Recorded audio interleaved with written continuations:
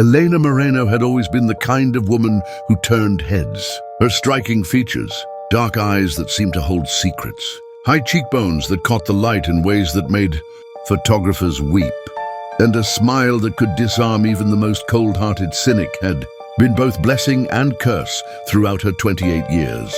But never had her appearance created such discord as when she joined Reverend Calloway's congregation at the sanctuary of Hope Church. The first Sunday she attended, Elena slipped into a pew at the back, dressed modestly in a knee-length navy dress with three-quarter sleeves.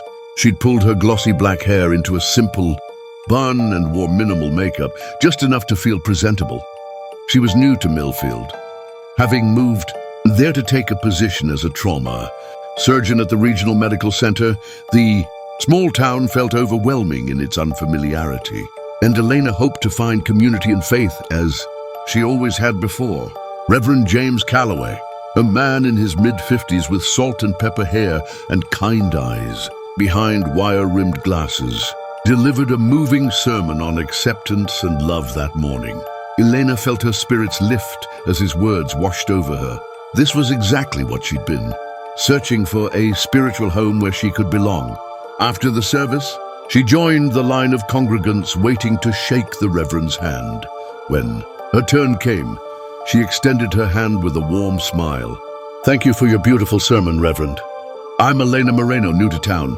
I've just joined the hospital staff." The Reverend's wife, Margaret, standing beside him, stiffened visibly. The Reverend himself hesitated before taking Elena's hand, his smile not quite reaching his eyes. "Welcome to Sanctuary of Hope, Dr. Moreno. We're pleased to have you join us." But in the weeks that followed, Elena discovered that pleased was far from the truth. She tried to integrate herself into church activities, volunteering for the food drive, attending Bible study, offering to help with the church's free clinic. But at every turn, she encountered resistance, particularly from Margaret Calloway and her circle of friends, who dominated the church's social hierarchy. Conversations would stop when she entered rooms. Women would pull their husbands closer when she passed. Eventually, Elena overheard two women whispering in the church bathroom. "Margaret says she's a distraction. Did you see how Brother Thomas couldn't keep his eyes off her during the entire Bible study? And he's been married 30 years. I know." The Reverend told Margaret he thinks it would be best if she found another congregation. Someone so, well, you know, just creates temptation. Elena stood frozen in the bathroom stall, tears welling in her eyes. The rejection stung more deeply than she could have imagined. That evening, she received a phone call from Reverend Calloway himself. "Dr. Moreno," he began awkwardly, "I've been praying about this, and I believe God is calling you to serve elsewhere. Our congregation is. Well, we're a traditional community with certain values, and sometimes appearances can be challenging for some members. Are you asking me to leave your church because of how I look?" Elena asked, voice trembling with disbelief. "I'm suggesting that perhaps another congregation might be a better fit for someone of your attributes. I've taken the liberty of writing down addresses of several churches in neighboring towns." Elena hung up the phone, her heart breaking. That Sunday would be her last at Sanctuary of Hope.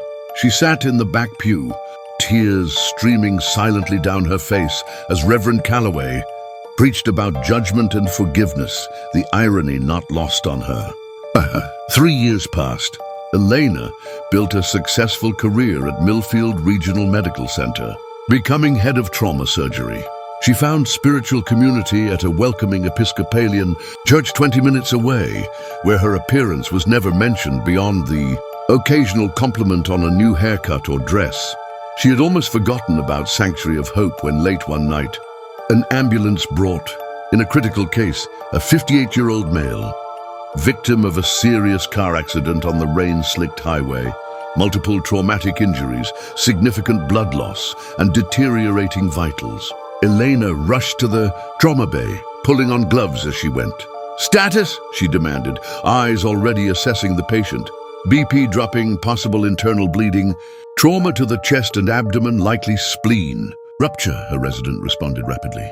Then Elena saw his face, Reverend James Calloway, unconscious and fighting for his life. For a heartbeat, she froze, memories washing over her. Then her training took over. Get 2 large-bore IVs in. Type and cross for 4 units. Let's get him to CT, then straight to the... or move!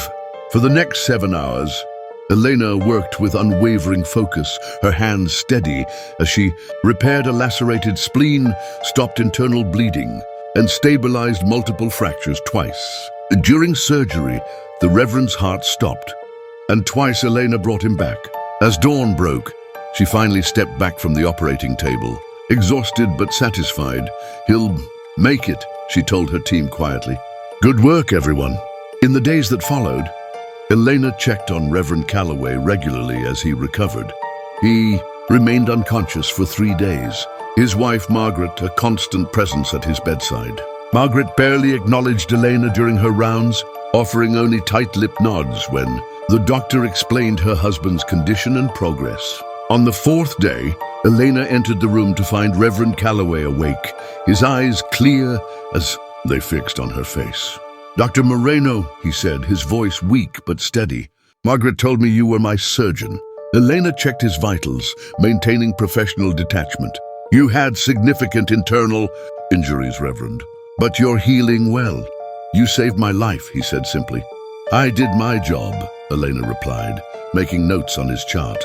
Later that week, as the Reverend's condition improved and he could sit up for longer periods, Elena came in to find him alone, Margaret having gone home to rest. "Dr. Moreno," he called as she turned to leave after a brief check.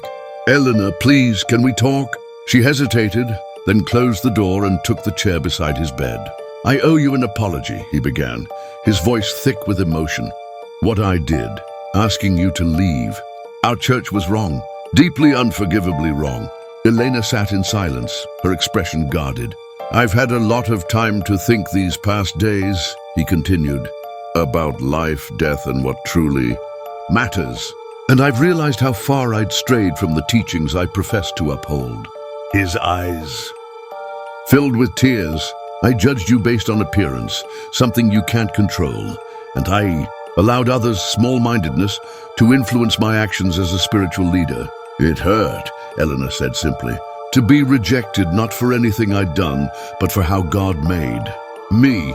The Reverend nodded, wiping away tears. "I've been reading scripture during my recovery. The Lord does not look at the things people look at. People look at the outward appearance, but the Lord looks at the heart.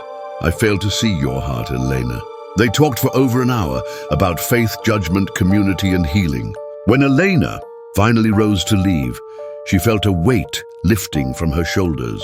"I don't expect your forgiveness," Reverend Calloway said, "but I want you to know that my experience has changed me, and if you'd allow it, I'd like to make amends, not just to you, but to my congregation. We need to be better." Elena smiled, a genuine one that reached her eyes. "Forgiveness isn't something earned, Reverend, it's something given, just as grace is." 6 months later, Elena stood at the back of Sanctuary of Hope Church, nervous despite herself. Reverend Calloway had recovered fully and returned to his duties, though he now walked with a slight limp. At his personal invitation, Elena had agreed to attend this special service. The congregation had changed somewhat, new faces mingled with familiar ones. Margaret Calloway nodded to Elena from her front row seat. Not exactly warm, but no longer hostile. "Today," Reverend Calloway began from the pulpit, "I want to speak about transformation, not just spiritual transformation, but the kind that happens when we're forced to confront our own failings." He went on to tell the story of his accident, his near-death experience, and the doctor who saved him, a doctor his church had once rejected. "Dr. Elena Moreno sits with us today," he said, gesturing toward her. 3 years ago, I asked her to leave this congregation because some of us found her beauty distracting. I was wrong. We were wrong. And in doing so, we betrayed the very principles of Christ's teaching. A murmur went through the congregation. Some looked uncomfortable, others ashamed. When I lay dying on that operating table, God didn't send someone who met our narrow definition of belonging.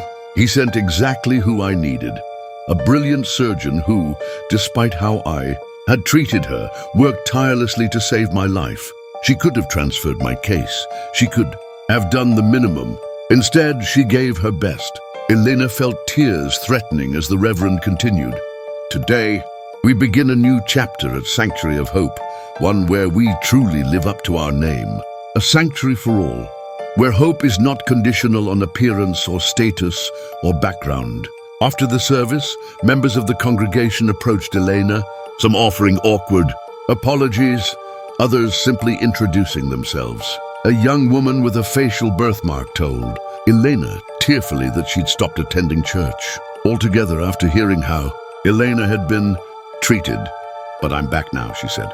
If there's room for all of us, I want to be part of it. In the months that followed, Elena became active in the church again, helping establish a health ministry that served the community's underprivileged. Margaret Calloway, after initial hesitation, became one of her strongest allies in the program.